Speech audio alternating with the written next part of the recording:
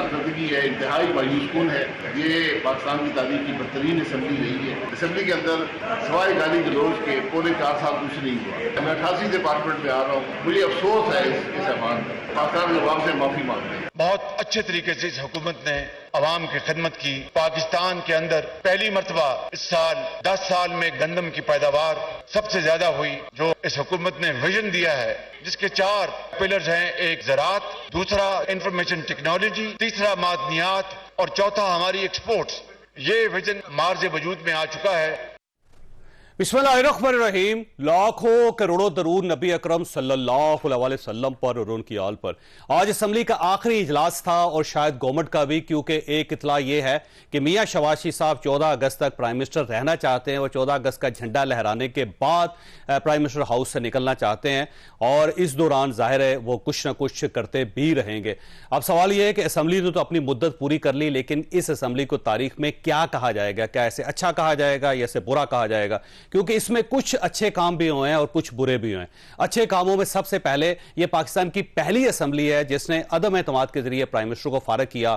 پھر یہ ایک اتحادی گورنمنٹ تھی جسے جیسے تیسے 16 مہینے چلایا گیا، اور اس کے ساتھ ساتھ SIFC بنا آخر میں، جو ایک بہت بڑی ڈیولپمنٹ ہے پاکستان کے اندر. اور جو برے کام اس اسمبلی کے کھاتے میں ڈالے گئے اس میں پہلا کام یہ ہے کہ یہ پاکستان کی پہلی اسمبلی ہے جو اپوزیشن کے بغیر چلتی رہی. دوسرا، اس کے اندر ریکارڈ قانون سازی ہوئی اور اس قانون سازی کے دوران کسی ممبر کو پتہ نہیں تھا کہ ہم کس قسم کا قانون پاس کر رہے ہیں. 2 منٹ ممبرز کے پاس تھے اور اس میں قانون پاس ہوتے رہے. اب ان قوانین کی کیا حیثیت ہوگی یہ بھی ایک سوال ہے. اور اس کے ساتھ ساتھ ریکارڈ مہنگائی اسی اسمبلی کے دور کے اندر ہوئی. پھر ایوان کے اندر سے لوگوں نے کھڑے ہو کے اسے راجواڑہ بھی کہا، اور آج شاید خاقان عباسی نے پوری قوم سے معافی بھی مانگی. تو اس اسمبلی کو کہا کیا جائے گا، یہ ایک بہت بڑا سوال ہے جو ہم آج کے شو میں ڈسکس کریں گے. اور اس کے ساتھ ساتھ چیئرمین PTI کے ساتھ جو جیل کے اندر سلوک ہو رہا ہے وہ کیسا ہے، اور کیا ایک ایکس پرائم منسٹر کے ساتھ یہ سلوک ہونا چاہیے، یہ بھی ہم آج کے پروگرام میں ڈسکس کریں گے. اور نگران پرائم منسٹر کون ہوگا، $1 بلین کا ایک کویسچن ہے جو ہم آج کے شو میں ڈسکس کریں گے. تو ہمارے ساتھ تشریف رکھتے ہیں حافظ حمداللہ صاحب، JUIF کے ساتھ ان کا تعلق ہے. حامد میر صاحب ہمارے سینئر دوست ہیں، وہ ہمارے ساتھ تشریف رکھتے ہیں. اور نعیم حیدر صاحب وکیل ہیں چیئرمین PTI کے، وہ بھی ہمارے ساتھ ہوں گے. میر صاحب یہ فرمائیے گا، یہ اسمبلی اس کو کیا کہا جائے گا؟ کوئی آئیڈیل اسمبلی تھی، کوئی بری اسمبلی تھی، اچھی تھی، کیسی تھی یہ؟ دیکھیں، یہ ویسی اسمبلی تھی جس طرح کہ اس سے پہلے کی اسمبلی تھی. اور یہ تو کوئی راز نہیں ہے کہ پاکستان میں نہ پارلیمنٹ آزاد ہے، نہ عدلیہ آزاد ہے، نہ میڈیا آزاد ہے. تو یہ ایک نیم جمہوری قسم کی اسمبلی تھی. اور اس اسمبلی میں جو آخری دنوں میں جس تیز رفتاری کے ساتھ قانون سازی ہوئی ہے اور جو بل منظور کیے گئے ہیں، تو اس کے بعد اسی اسمبلی میں جو کچھ اپوزیشن کے ارکان ہیں انہوں نے اس کو ربڑ سٹیمپ اسمبلی بھی قرار دیا ہے. اور بہت سے متنازع قانون بھی اس اسمبلی نے منظور کیے ہیں، بہت سے اچھے قانون بھی منظور کیے ہیں. تو اچھی باتیں بھی ہیں اور بری باتیں بھی ہیں. لیکن انفارچونیٹلی یہ جو اگست 2023 کا مہینہ ہے، یہ مہینہ جو ہے یہ آئین پاکستان کے نفاذ کے 50 سال پورے ہونے کا مہینہ ہے. 14 اگست 1973 کو جو ہے ہمارا آئین جو ہے یہ نافذ ہوا تھا، اور اب 14 اگست 2023 بھی آنے والی ہے، اور آج جو ہے اس اسمبلی کی مدت ختم ہو رہی ہے. اس لحاظ سے دیکھا جائے تو آئین کی بالادستی کے حوالے سے اس اسمبلی کو جو کردار ادا کرنا چاہیے تھا وہ میرے خیال سے ویسا کردار یہ اسمبلی ادا نہیں کر سکی. بلکہ اس اسمبلی نے کچھ ایسے بل بھی منظور کر لیے ہیں جو کہ خود اسی اسمبلی کی جو انڈیپینڈنس ہے وہ اس کو کمپرومائز کرتے ہیں. جیسا کہ یہ تھوڑے دن پہلے ایک آفیشل سیکرٹ ایکٹ کے نام سے جو بل منظور کیا گیا ہے، بظاہر اس میں کافی ترمیم کی گئی ہے، لیکن ابھی بھی اسی اسمبلی کے بہت سے ارکان اور اسی پارلیمنٹ کا جو ایوان بالا ہے اس کے بہت سے ارکان یہ کہہ رہے ہیں کہ اس بل میں ابھی بھی ایسی شکیں موجود ہیں جس کے تحت آنے والے وقت میں جو ارکان پارلیمنٹ ہیں ان کو بھی گرفتار کیا جائے گا بغیر کسی مقدمے کے. تو میں سمجھتا ہوں کہ بڑے مشکل حالات میں شہباز شریف صاحب وزیر اعظم بنے تھے. بطور وزیر اعظم تو وہ یہ کہہ سکتے ہیں کہ انہوں نے پاکستان کو ڈیفالٹ سے نکالا، لیکن لگتا یہ ہے کہ پاکستان میں جمہوریت بھی ڈیفالٹ کر چکی ہے. ٹھیک ہو آپ صاحب آپ کی طرف آؤں گے. یہ فرمائیے آپ اس اسمبلی کو کیا کہیں گے, کیونکہ آپ کے اپنے لوگ اس کا اسمبلی کے اندر جو کچھ ہوتا رہا اس سے مطمئن نہیں تھے. کامران مرتضی صاحب سب سے پہلی آواز انہوں نے اٹھائی, انہوں نے کہا ایسا لگتا ہے ربڑ سٹیمپ یہ قومی اسمبلی ہے اور ہمیں پارلیمنٹ میں اس لیے بلایا گیا کہ آئیں چائے پئیں کھانا کھائیں اور گھر چلے جائیں. بسم اللہ الرحمن الرحیم. بہت شکریہ جاوید چودھری صاحب. لیکن ایک بات میں ضرور کروں, میں یہ نہیں کہہ سکتا کہ 74-75 سال میں جمہوریت پاکستان میں بہت زبردست حقیقی جمہوریت ہے, بالکل نہیں ہے. ٹھیک. اور جمہوریت ہمیشہ حصار میں رہا ہے, یا تو ڈائریکٹ ڈکٹیٹرشپ کے آنے سے یا پردے کے پیچھے. اور میں یہ بھی نہیں کہتا کہ یہاں کروڑوں 24 کروڑ عوام کو وہ سہولیتیں دی گئی کہ جن کی وہ ضرورت تھی, وہ بھی نہیں ہے. لیکن بدقسمتی یہ ہے کہ گزشتہ 4.25 سال یا 3.5 سال میں جو اسمبلی وجود میں آئی, نوٹ کے ذریعے یا طاقت کے ذریعے یا کالے کوٹ کے ذریعے, جس کو ہتھوڑے کی بھی سپورٹ حاصل تھی, جس کو ہتھ کڑے کی بھی سپورٹ حاصل تھی, جس کو ڈنڈے کی بھی سپورٹ حاصل تھی. اب ساری سپورٹ 16 مہینے آپ کے پاس رہی. ابھی آ رہا ہوں اسی پر. تو اس یہاں تک کہ وہ دونوں اعتراف کرتے ہیں کہ ہم نے تو پروجیکٹ کو لایا, مسلط کیا, لیکن ہمارا ارادہ تو یہ تھا لیکن نتیجہ نہ دے سکا. ٹھیک ہے. اور دوسرا حصہ پارٹ کہتا ہے کہ ہم تو قانون سازی بھی نہیں کر سکتے تھے, ہم بلیک میل ہوتے رہے.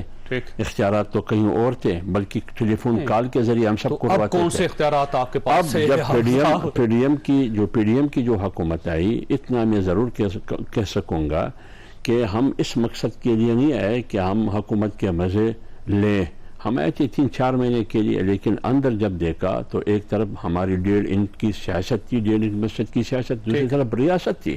لہٰذا ہم اس میں حق بجانب ہے کہ پاکستان کو ڈیفالٹ ہونے سے بچایا, پاکستان کو سری لنکا بنانے سے بچایا, پاکستان کو معاشی طور پر سیاسی طور پر ایک سمت دیا, پاکستان کی سیاست کو گالم گلوچ سے نکال دیا, معاشرت کو بد اخلاقی, بد زبانی, بد کلامی سے نکال دیا, ایک سمت ہم نے دیا. ہاں یہ بالکل ہے آپ کی بات کہ ایسی قانون سازی یہاں ہوئی جس پر جمعیت علماء اسلام کو بھی اعتراض تھی, جس میں پیپلز پارٹی کو بھی اعتراض تھی, یعنی وہ حکومت میں شامل جو اتحادی جماعتیں تھیں یہ کون قانون سازی کر رہا تھا جس کا آپ کو پتہ ہی نہیں تھا؟ آپ کو پتہ ہے ہم نے تو ڈائریکٹ اپنی اتحادی جماعت کو تنقید کرنا, ہاں بالکل لیڈنگ جماعت ہے, اس کو نشانہ بنایا کہ جب آپ قانون سازی کرتے ہیں تو کم سے کم اپنی اتحادی جماعتوں کو کابینہ سے اپروو ہو کے کئی بلز آئے ہیں اور اس میں آپ کے منسٹرز بیٹھے ہوئے. تو میں یہی کہہ رہا ہوں نا, اس منسٹروں سے بھی یہی سوال ہے. میرا منسٹر ہے, جس کا بھی منسٹر ہے, ان سے بھی کیا میں سوال نہیں کر سکتا ہوں؟ سوال کروں گا, اپنے صفوں میں بھی کروں گا, یہاں بھی کروں گا. تو یہی سوال ہمارے ساتھیوں نے سینٹ میں اٹھایا کہ آپ قانون سازی کرتے ہیں اتنی بے تحاشا کہ کوئی رجواڑا ہے, تو یہ کوئی رجواڑا ہے, یہ پارلیمنٹ ہے, ربڑ سٹمپ ہے. اگر ہم اس قسم کی آنکھیں بند کر کے قانون سازی کرتے ہیں پھر ہمارے بیٹھنے کی یہاں کوئی ضرورت نہیں, ہم باہر جائیں گے, آپ لوگ بیٹھ کے قانون سازی کریں. اس قسم کی جمہوریت, اس قسم کی پارلیمنٹ بھی میرے خیال میں جمہوریت اور پارلیمنٹ کے ماتھے پر ایک سایہ دبا ہے, یہ بھی ہونا چاہیے. اور نہیں ہونا چاہیے. اگر ہم واقعی چاہتے ہیں کہ اس ملک میں جمہوریت ہو, جیسے کہ احمد میر صاحب نے کہا کہ 50 سال پورے ہونے کو ہے, 14 اگست 2023 آ رہا ہے, ہم کہاں کریں؟ لیکن 50 سال پہلے ہم کہاں تھے, اب کہاں کریں؟ آئین کے 50 سال نہیں منائے جا سکتے کیونکہ جو آئین کا حلیہ ہے ہم اس پہ فخر نہیں کر سکتے. آج میں یہی کہہ رہا ہوں کہ جو آزادی ہم چاہتے تھے, آزادی تو یہ ہے کہ پارلیمنٹ سپریم ہو, جمہور کی حکومت تو وہ اس وقت ہے جب پارلیمنٹ سپریم ہو, آئین کی حکمرانی ہو, قانون کی بالادستی ہو. کہاں ہے وہ؟ تو آج اس کا مطلب یہ ہے کہ آپ کے ساتھ بھی دھوکہ ہوا ہے. اور جیسے شاہد خاقان عباسی صاحب نے معافی مانگی, کون سے شاہد خاقان عباسی صاحب نے جو بات کی تھی, انہوں نے کہا کہ گزشتہ 4.25 سال جو اسمبلی چلی وہ اس کا انہوں نے ذکر کیا, اس کے بعد بھی انہوں نے بات کی. لیکن جس طریقے سے انہوں نے اس کے بارے میں بات کی جو 16 مہینے اس کے بارے میں وہ تنقید نہیں کی جو ماضی کی 4.25 سال کی اس پر. اس لیے میں کہتا ہوں کہ کمزوریاں ہیں, میں نہیں کہتا ہوں کہ نہیں ہے کمزوریاں, لیکن ہمیں ٹھیک کرنا چاہیے. نعیم عادل صاحب آپ کی طرف آؤں گا. یہ فرمائیے سر, آج آپ کی وہاں پہ پیشی تھی, آپ نے جانا تھا, چیئرمین صاحب سے ملاقات کرنی تھی, 3 یا 4 وکلا کو اجازت دی ہائی کورٹ نے, تو آج آپ گئے یا نہیں گئے؟ جی تھینک یو سو مچ, بہت شکریہ. آپ سب کو میرا سلام. گزارش کرتا جاؤں کہ آج ہم نے جو پٹیشنز فائل کی ہوئی تھیں جس میں سب سے جو بنیادی دو ہماری میں گنتا ہوں، ایک تو ہو گئی اپیل اور سسپینشن، اس کو ایک آپ کر لیں کہ وہ توشہ خانہ والا آرڈر ہم نے جو چیلنج کیا ہوا ہے، اور دوسری پٹیشن وکلاء کے حوالے سے ایکسیس اور ان کی فیملی، ڈاکٹر اور باقی جو پاکستان تحریک انصاف کے جو سینئر لیڈران ہیں ان کے حوالے سے جو ہم نے لسٹ دی ہوئی تھی. پہلے سماعت اس کے اوپر ہوئی، اس کے اوپر ہم نے یہی استدعا کی کہ آپ جو ہے آرڈر کر دیں، تو لہٰذا اس کے اندر یہ ہوا کہ آج جو ہے اس کے اندر آرڈر نہیں ہوا، بلکہ صرف اس حد تک ہوا کہ کیا ملاقات ہو سکتی ہے یا نہیں. باقی جو مین اس کے اندر استدعائیں ہمیں یہ تھی کہ ایک تو اڈیالہ جیل کے اندر ٹرانسفر کیا جائے، جو کہ قانون کے مطابق جو آرڈر ہوا ہے اس کو امپلیمنٹ کیا جائے، بجائے یہ کہ آپ نے اے اور بی کلاس کی وجہ سے، کیونکہ وہاں پر ہے نہیں تو آپ نے ادھر کر دیا. تو لہٰذا وہ انہوں نے کہا جی کہ پہلے تو 2 دن کی تاریخ مل رہی تھی، تو لہٰذا وہ کل کے لیے رکھا ہے انہوں نے، تو انشاءاللہ اس کے اوپر جو بھی پھر فیصلہ آتا ہے قانون کے مطابق انہیں اڈیالہ جیل جو ہے رکھنا چاہیے تھا. دوسری گزارش یہ تھی کہ ہمیں ملنے کی اجازت دی جائے، تو اس کے اوپر کوئی کلیئر جو ہے وہ نہیں آیا، بلکہ وہ ایک مبہم سا ہے کہ جو جیل مینول ہے اس کے مطابق جو ہے قانون کہتا ہے اس حساب سے آپ فالو کریں. تو ہماری اس کے اندر گزارش یہی تھی کہ ہمیں کم سے کم جو لائرز ہیں ان کو ملنے کی اجازت دی جائے. ہم یہ استدعا کر رہے تھے کہ جو وہاں پر ڈاکٹر ہے اس کی ایکسیس ہو، اور اس کے ساتھ ساتھ ہم کہہ رہے تھے کہ باقی جو فیملی ہیں ان کی بیگم ہیں وہ ملنا چاہتی ہیں. تو لہٰذا کلیئر ایک جو ہے وہ نہیں آیا، بلکہ یہ کہا گیا کہ مینول کے حساب سے دیکھا جائے، ٹریٹ کیا جائے. اب مینول کے حساب سے کیسے دیکھنا ہے؟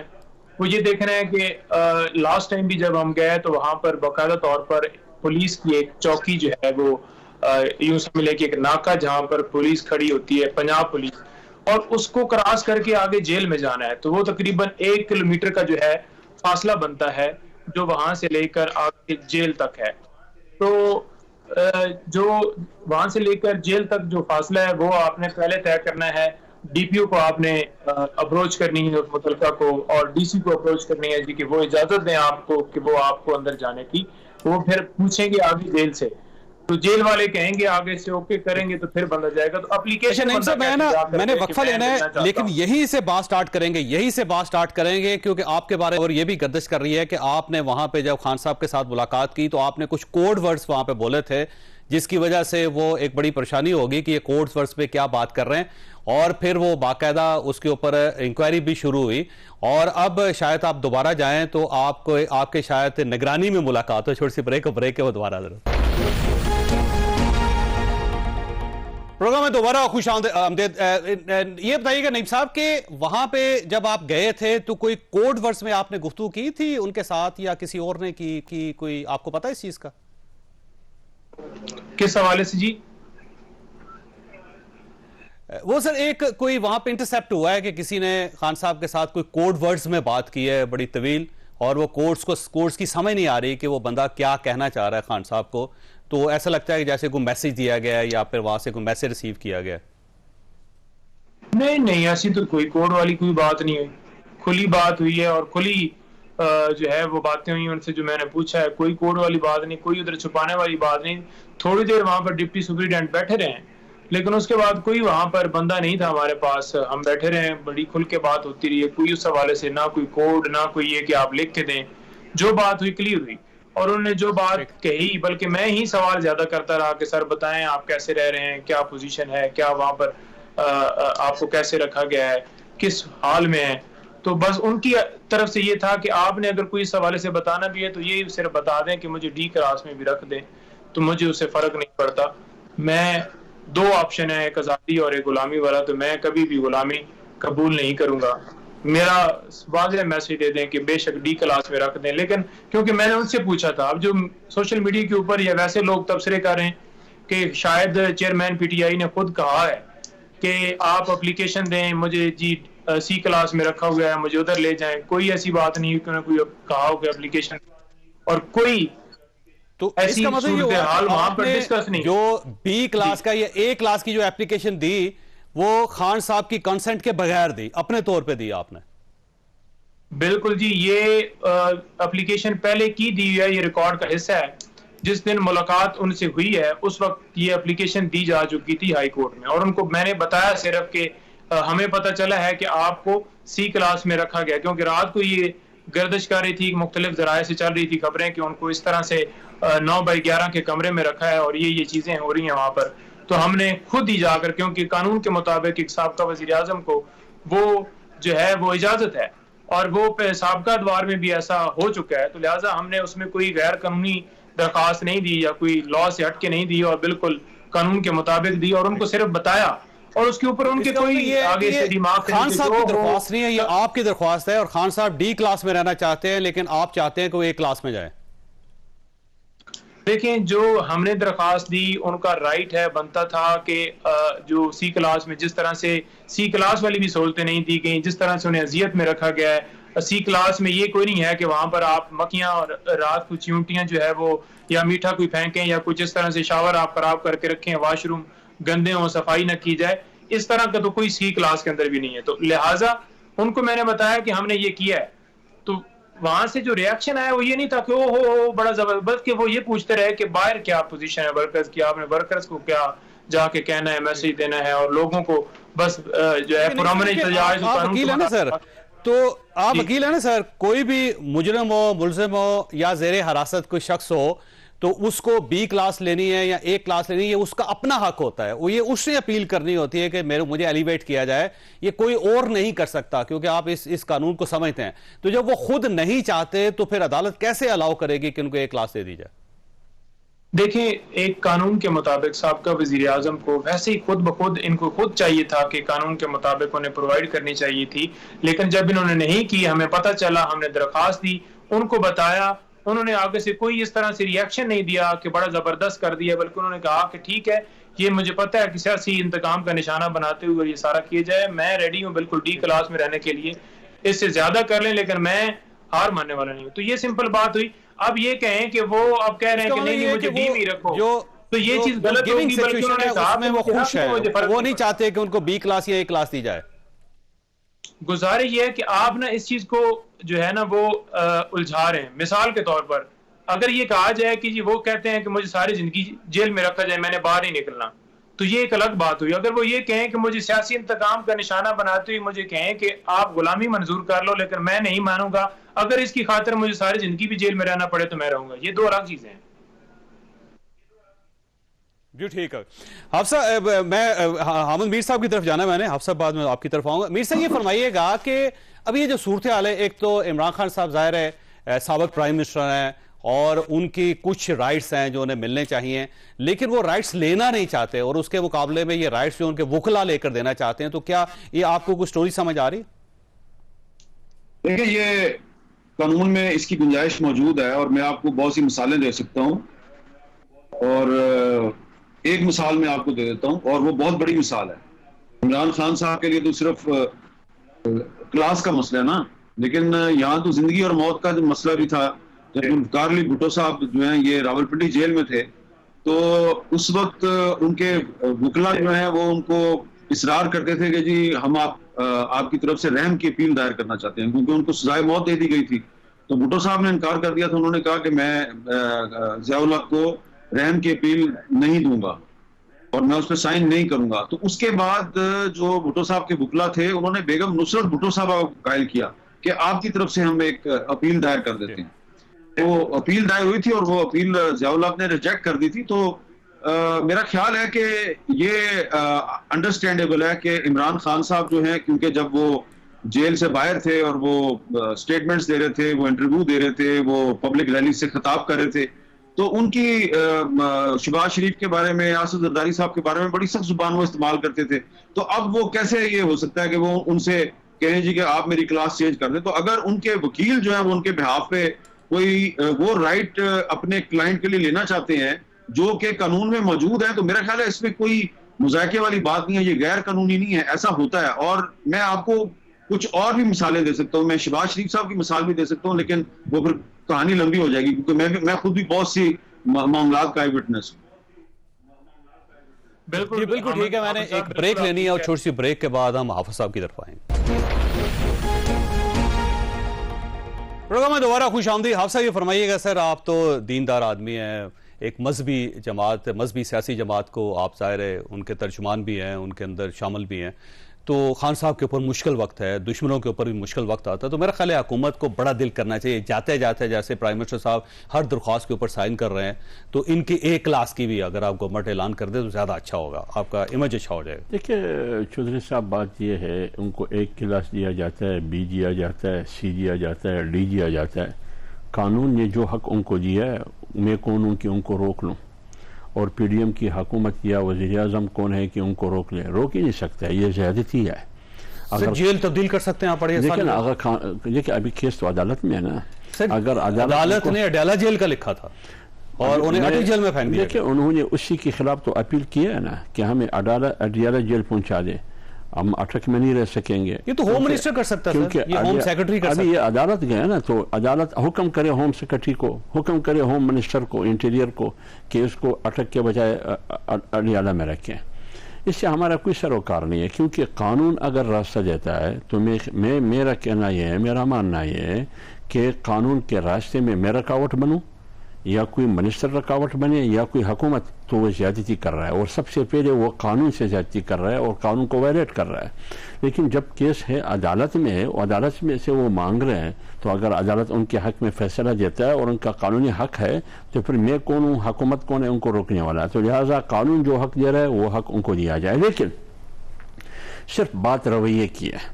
رویہ یہ ہے کہ یہی اپوزیشن جماعتیں یہ جو حکومتی جماعتیں کل اپوزیشن میں تھی، تو امریکہ میں کھڑے ہو کے یہی چیئرمین پی ٹی آئی کیا کہتا رہا کہ ہم یہ اتاریں گے، فلانا کریں گے، وہ بند کریں گے، ٹی وی بند کریں گے، ٹی وی بند کریں گے۔ لیکن اسلام تو سر انتقام لینے سے منع کرتا ہے۔ بھائی میں نے کب کہا کہ میں انتقام، یہ جو کیسز ان کے خلاف بنے ہیں، آپ بتائیے، ممنوع فنڈنگ کیس ہے، سانحہ 9 مئی کا ہے، قادر یونیورسٹی ہے، توشہ خانہ ہے، کیا یہ میں نے ان کو کہا کہ اب تو شخانہ سے یہ تمام تحائف لے لے؟ میں نے ان کو کہا، پی ڈی ایم نے ان کو کہا کہ اب یہ گڑی دبئی میں بیچ دیں۔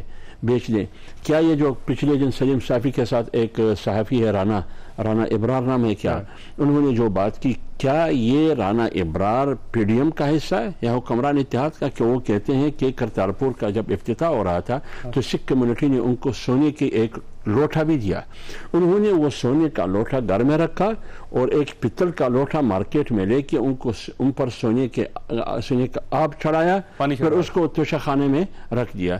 کیا یہ بھی پی ڈی ایم نے کی؟ سر اس پہ تحقیق ہونی چاہیے نا سر، آپ صرف ایک جرنلسٹ کی بات کے اوپر کیوں یقین کر رہے ہیں؟ آپ کو چاہیے کہ تحقیق کروا لیں۔ میں یہ نہیں کہہ رہا ہوں کہ میں اس کی توثیق کر رہا ہوں، لیکن اتنے بڑے فورم پر وہ بیٹھ کے اگر جھوٹ بولتا ہے تو ان کی وکلاء موجود ہے، ان کا ایک فورم موجود ہے، لائر موجود ہے، ان کو گھسیٹ کے عدالت میں پہنچا دیں۔ ویسے توشہ خانہ کے جو ہسٹری ہے نا سر، وہ اتنی اچھی نہیں ہے، اس سے پیچھے آپ چلتے جائیں گے سر، ہر حکمران کے گھر سے گاڑی بھی نکل آئے گی، گھڑی بھی نکل آئے گی، ہار بھی نکل آئے گا، قالین بھی نکل آئے گے، تلواریں بھی نکل آئیں گی۔ سر میں یہ مانتا ہوں، میں نے کب کہا کہ یہ حساب اور کتاب صرف چیئرمین پی ٹی آئی کے ساتھ ہونا چاہیے؟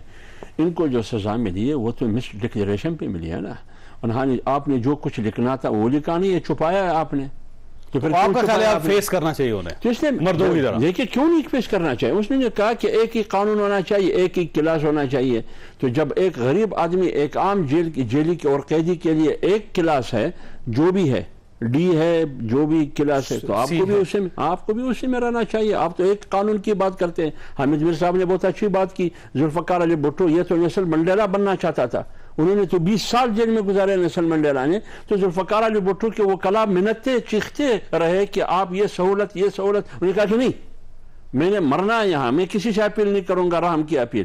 تو آپ بھی یہ کہیں، جب آپ ایک طرف کہتے ہیں کہ مجھے تو پسند نہیں ہے راحت، میں ڈی کلاس میں مجھے بھی کوئی فرق نہیں پڑتا ہے، سی میں بھی کوئی فرق نہیں پڑتا ہے، تو پھر سائن کیوں کرتے ہیں؟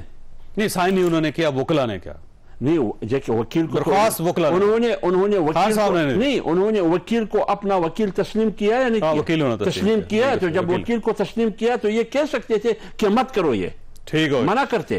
حامد میر صاحب یہ فرمائیے سر، یہ نگران پرائم منسٹر کا ایک ابھی تک مسئلہ حل نہیں ہوا، ایشو پھنسا ہوا کہاں پہ؟ سوری، اصل میں اس لیے ہنس پڑا کہ آج قومی اسمبلی میں چھوٹی سی اپوزیشن ہے، تو ایک اپوزیشن ممبر جو ہیں انہوں نے راجہ ریاض صاحب سے پوچھا کہ راجہ صاحب، وہ آپ ہمارے اپوزیشن لیڈر ہیں، تو آپ نے کوئی نام وام ہم سے ڈسکس نہیں کیے، تو آپ نے نام نہیں دینے، پرائم منسٹر کو, تو کوئی نام اگر دینے ہیں تو ہمارے سے ڈسکس کریں آپ. تو راجہ صاحب نے کہا کہ نہیں وہ ابھی چھوڑیں اس کو, وہ جب میری کل ملاقات ہے وزیر اعظم صاحب سے.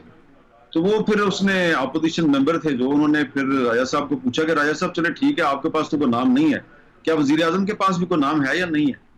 تو یہ جاوید چودھری صاحب سمجھنے کی بات ہے کہ اس قومی اسمبلی جس کا آج آخری دن تھا, اس کے کچھ ارکان کا یہ خیال ہے کہ نہ تو نگران وزیر اعظم کا نام راجہ ریاض کے پاس ہے اور نہ ہی شہباز شریف صاحب کے پاس ہے, نام کہیں اور سے آنا ہے, اور یہ روایت ہے پاکستان میں.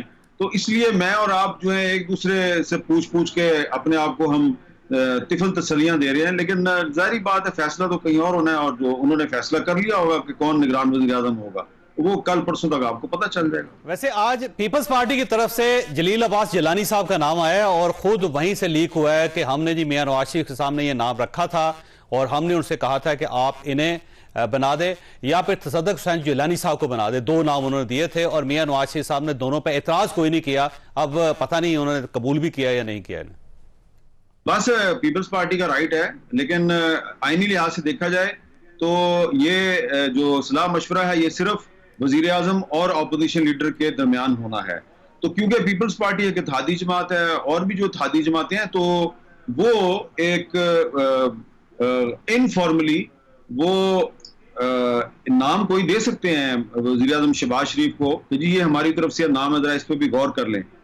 لیکن آئینی اور قانونی لحاظ سے تو یہ صرف راجہ ریاض اور شہباز شریف صاحب کے درمیان طے ہونا ہے. تو پہلے یہ ملاقات آج ہونی تھی, اب یہ ملاقات کل ہوگی, اور بقول بہت سے جو اپوزیشن کے ممبر ہیں جن کو راجہ ریاض صاحب ریپرزینٹ کرتے ہیں, ان کا یہ خیال ہے کہ ابھی تک راجہ ریاض صاحب کے پاس کوئی نام نہیں. اچھا, اس کا مطلب یہ ہوا کہ جو نگران پرائم منسٹر ہے اس کا نام نہ پرائم منسٹر کے پاس ہے نہ اپوزیشن لیڈر کے پاس ہے, تو فیصلہ پھر کہاں سے آئے گا سر؟ ظاہری بات ہے جیسا کہ آپ نے خود ہی کہہ دیا کہ نواز شریف صاحب جو ہیں انہوں نے سن لیے ہیں نام دو, جلیل عباس جیلانی اور تصدق حسین جیلانی. تو ہو سکتا ہے فیصلہ نواز شریف کریں یا ہو سکتا ہے فیصلہ کوئی اور کرے جس کا آپ کو زیادہ پتہ ہے. اچھا ٹھیک ہے, اوکے. نعیم صاحب آپ کی طرف آنا ہے. سر یہ فرمائیے گا کہ آپ کیونکہ ایک ہی ملاقات آپ کی ان سے ہوئی اور آج آپ لوگوں نے جانا تھا لیکن شاید آپ لوگ نہیں جا سکے, اور ایک خبر یہ بھی گردش کر رہی تھی کہ کیونکہ شیر افضل صاحب مروت صاحب ان کے خلاف بھی ایف آئی آر ہو گئی ہے اور عمیر نیازی صاحب کے خلاف بھی ہو گئی ہے, تو کہیں ایسا نہ ہو کہ یہ وہاں جائیں اور وہاں گرفتار کر لیا جائے, تو شاید اس لیے یہ وہاں نہیں گئے. نہیں, ایک تو اس کے اندر جو آرڈر ہے نا جی وہ ایک تو لیٹ آیا, شام کو بھی ملا ہے, اور اس کے اندر واضح طور پر یہ نہیں کہا گیا کہ لائر جا کے وہ مل لیں, بلکہ یہی کہا گیا کہ مینول کے مطابق جو ہے وہ دیکھا جائے. دوسری یہ گزارش یہ ہے کہ کل جو ناموں کی لسٹ دی گئی وہ 3 ناموں کی تھی, اور مجھے ایف آئی اے کے اندر 8 گھنٹے اب سے وجہ میں رکھا گیا بلا وجہ. جب میں نے جا کر ریکویسٹ کی کہ میں بعد میں جو ہے وہ آتا ہوں, مجھے آپ ڈیٹیل پرووائڈ کر دیں, کیونکہ میں نے اٹک بھی جانا ہے اور اس وقت سپریم کورٹ میں بھی پٹیشنز ہماری کچھ معاملات وہاں بھی بغایا ہیں, تو انشاءاللہ میں آؤں گا. لیکن انہوں نے کہا کہ نہیں 1 منٹ ہمیں پوچھنے دیں. پھر اوپر سے انہوں نے پوچھا اور کہا کہ آپ قریب بیٹھ جائیں.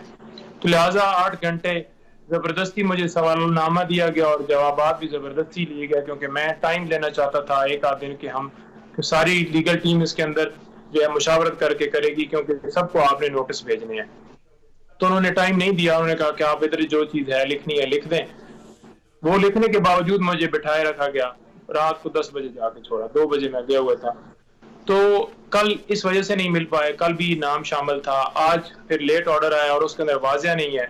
تو اب نیکسٹ جو عمل ہے وہ یہ ہے کہ کل انشاءاللہ اس کے اندر ہم جا کے اپلیکیشن والا کوئی سین بنائیں گے. لیکن درخواست پہلے بھی ہم نے دی اور ہماری وہ قبول نہیں ہوئی.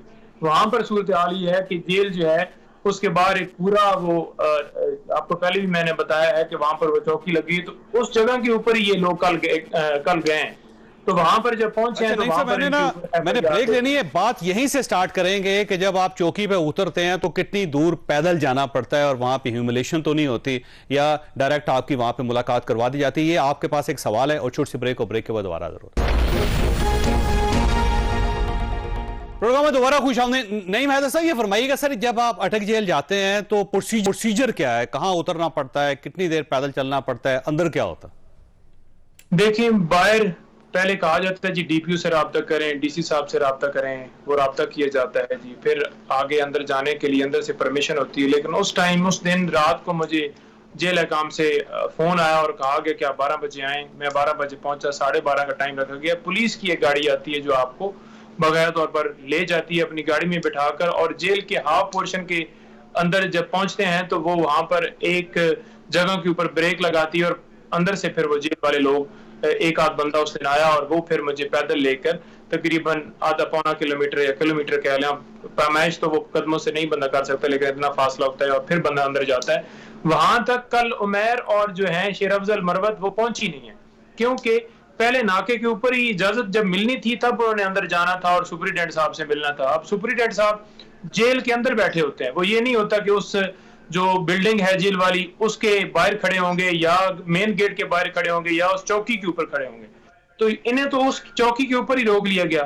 بعد میں جو ہے انہوں نے کہا کہ ہمیں ملنے نہیں دیا گیا کیونکہ شاید لیٹ ہونے کی وجہ سے لیٹ ادھر سے آرڈر ملا تھا، تو انہوں نے کہا کہ ہم پہنچ گئے اور ہمیں نہیں ملنے دیا گیا، واپس آ رہے ہیں. تو بعد میں ان کے اوپر ایف آئی آر دے دی گئی.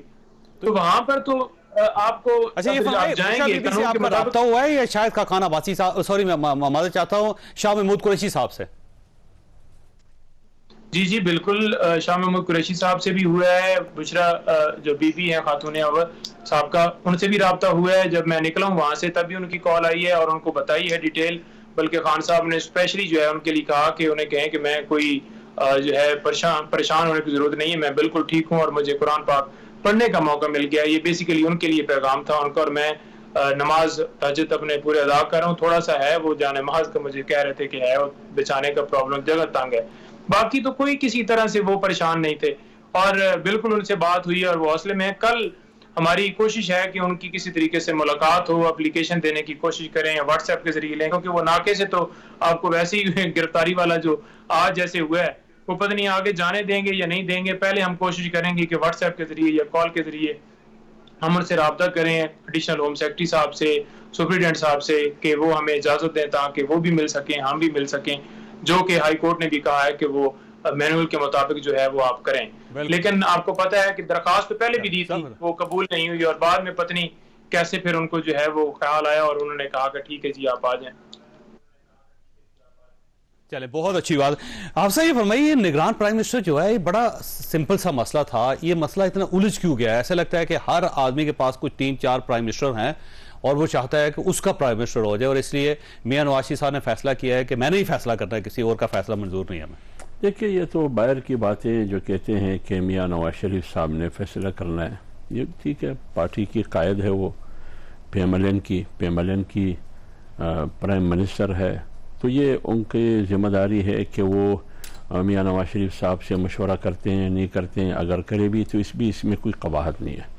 ویسے مولانا سے پوچھا گیا؟ میں بالکل پوچھا ہے. اگر فرض کرے اتحادی جماعتوں کا جمعیت علماء اسلام کو مشاورت ملی ہے، مشاورت کے مطابق مولانا فضل الرحمان صاحب بیٹھے ان کے ساتھ، ایک بار نہیں بار بار بیٹھے، اور مولانا فضل الرحمان صاحب نے اپنے طرف سے کوئی نام نہیں دیا ہے. انہوں نے کہا کہ آپ جو بھی فیصلہ کرے وہ ہمارا فیصلہ ہے. ٹھیک ہے. اور ہر پارٹی کی حق بھی رکھتا ہے، ہر پارٹی کا جائز بھی ہے کہ وہ نام دے. ایک نام دیتا ہے، 2 دیتے ہیں.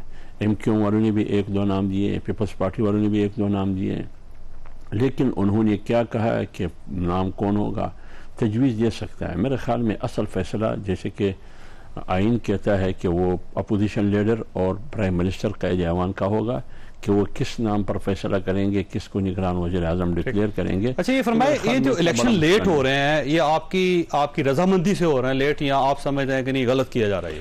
نہیں، دیکھیے اگر آپ آئینی پوزیشن کو دیکھیں وہ بالکل واضح ہے. آئینی پوزیشن یہ کہہ رہا ہے کہ 60 دن کے اندر ہو یا 90 دن کے اندر ہو، دونوں صورت، یہ دونوں آپشن آپ کے پاس موجود ہے. لیکن ابھی جو ڈیلے ہو رہا ہے 90 سے بھی زیادہ اور 60 سے بھی زیادہ، اس میں بنیادی وجہ وہ آپ کی مردم شماری یا نئی مردم شماری، اور نئی مردم شماری کو نوٹیفائی کرنے میں وقت کیوں لگا، دیر کیوں لگا، وہ اس وجہ سے کہ مختلف صوبوں سے یہی بار بار مطالبہ کرتا رہا کہ وقت دیا جائے، وقت کم ہے، وقت دیا جائے. ابھی تک مردم شماری نہیں، ویسے جان بوجھ کے لیٹ کیا گیا. اپریل میں ریزلٹس آ سکتے تھے اور نئی حلقہ بندیاں ہو سکتی تھی، لیکن گورنمنٹ نے جان بوجھ کے کیا. مجھے یہ پتہ نہیں ہے، لیکن جہاں تک مجھے معلومات ہے وہ تو یہ ہے کہ آپ جب نئی مردم شماری، اور میرے خیال میں جو 2017 کا ایکٹ ہے اس میں بھی یہی کہا گیا تھا کہ اس وقت جو مردم شماری ہوئی اس کے مطابق جو حلقہ بندیاں ہوئی اس میں یہ فیصلہ ہوا تھا کہ یہ جو مردم شماری ہوئی اس پر جب ہم 18 کا الیکشن کریں گے تو یہ ون ٹائم ہوگا. اور ون ٹائم وہ آپ نے کرنا ہی کرنا تھا اور آپ کو پتا تھا اور یہ پہلے کر لیتے تو آج یہ کرائسس نہ ہوتا. اس کی وجہ سے تو سی سی آئی نے بھی اس کا فیصلہ کر لیا اور سی سی آئی ایک آئینی ادارہ ہے اور یہ فیصلہ متفقہ طور پر ہوا ہے بغیر کسی اختلاف کے. تو آپ کیسے کہہ سکتے ہیں کہ 60 دن کے اندر آئینی ہے 90 دن کے اندر آئینی نہیں ہے؟ اور آپ یہ کیسے کہہ سکتے ہیں کہ سی سی آئی فیصلہ کر کے اس کے بعد آپ کہہ سکتے ہیں کہ یہ غیر آئینی ہے؟ میرے خیال میں جتنی بھی میر صاحب مجھے یقین ہے کہ اگلا جو سوال ہے اس پہ بھی آپ کہا لگائیں گے اور سوال سمپل یہ ہے کہ اگر 90 دن میں الیکشن نہیں ہوتے تو پھر کیا گارنٹی ہے کہ 9 سال کے اندر بھی ہو جائیں گے؟ نہیں، یہ تو بڑا سیریس سوال ہے اور میں سمجھتا ہوں کہ اس کی کوئی گنجائش نہیں ہے آئین میں.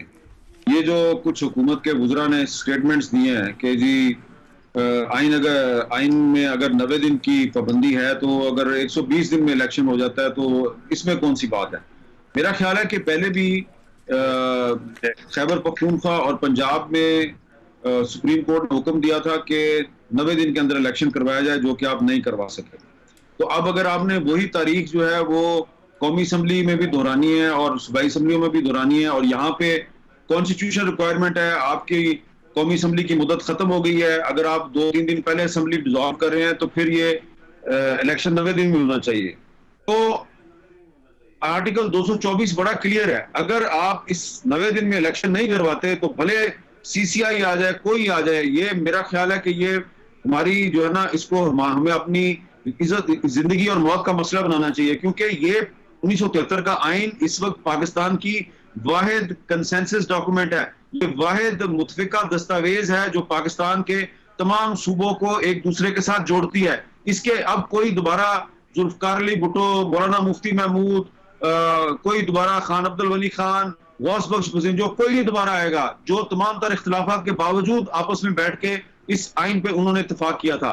تو اگر آپ اس آئین پہ اتفاق نہیں کر سکتے اور اس آئین پہ عمل درآمد نہیں کر سکتے اور یہ جو شہباز شریف صاحب کی حکومت ہے یہ جاتے جاتے بھی اگر اس آئین کے مطابق الیکشن نہیں کرواتی تو یہ ان کی بہت بڑی ناکامی ہوگی. تو میں سمجھتا ہوں کہ اس کی کوئی گنجائش موجود نہیں ہے. یہ جو وزراء صاحبان نے کہا ہے کہ میں آپ سے اتفاق کرتا ہوں کہ اگر آئین ہے تو پھر وسعت بھی ہونی چاہیے. اللہ تعالیٰ آپ اور آپ کے اہل خانہ کو ہر کسی مصیبت سے محفوظ رکھے. اللہ حافظ.